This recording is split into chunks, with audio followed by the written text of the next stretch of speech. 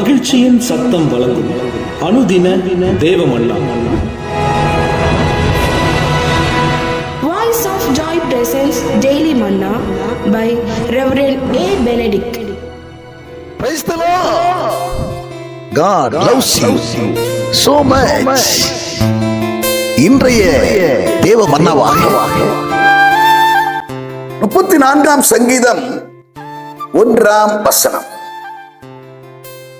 கர்த்தரை நான் எக்காலத்திலும் ஸ்தோத்தரிப்பேன், அவர் துதி எப்போதும் என் வாயில் இருக்கும். இன்றைய மன்னாவின் தலைப்பு, கர்த்தரை எக்காலமும் ஸ்தோத்தரி.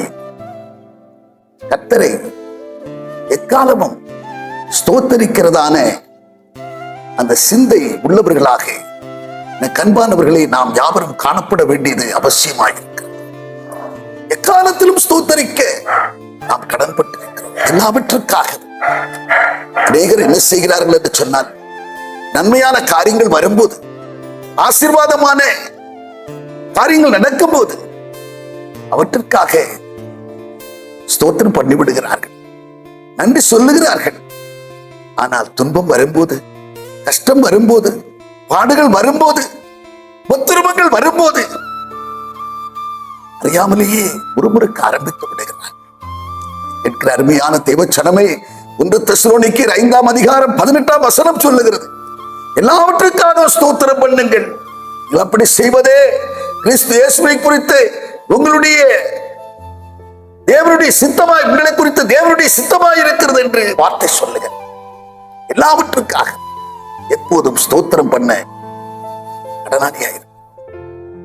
யோபு பக்தன் சொல்லுகிறார், கர்த்தர் கொடுத்தார், கர்த்தர் எடுத்தார், கர்த்தருடைய நாமத்திற்கு ஸ்தோத்திரம்.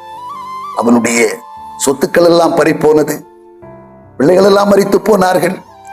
அவனுடைய சரீரத்திலே தலைமுதல் உள்ள கால் வரைக்கும் பருக்களால் அவன் பாதிக்கப்பட்டவனாக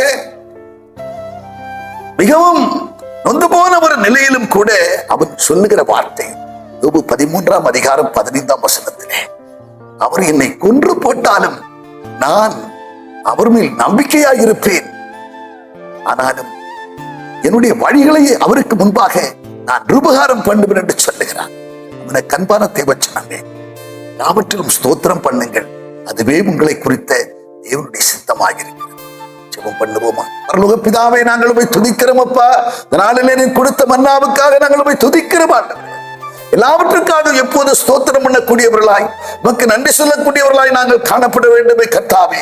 10 குஷ்டரோகிகளை நீ சுஸ்தமாக்கிற வேளையில ஒருவன் மாத்திரம் வந்து உமக்கு முன்பாக மண்டியிட்டு அதற்காக ஸ்தோத்திரம் செலுத்தி ஆண்டவரை மகிமைப்படுத்தும் போது, இதுள்ள 9 பேர் எங்கே என்று சொல்லி நீ கேட்டீர் ஐயா. ஆண்டவரே, அந்த 9 பேர்ல ஒருவர்களாக நாங்கள் இல்லாத படிக்கு ஆண்டவரே இடத்திலே நன்றி பிரபுத்தோடு ஆண்டவரே உமக்கு முன்னே மண்டியிட்டு ஸ்தோத்திரம் பண்ணினவனை போல நாங்கள் நன்றி உணர்வுள்ளவர்களாய் எப்போது காணப்பட எங்களுக்கு உதவி செய்ய வேண்டும் என்று கருத்திலே அர்ப்பணித்து ஜெபிக்கிறேன். இயேசு கிறிஸ்து மூலம் ஜெபிக்கிறோம் நல்ல பிதாவே, ஆமென்.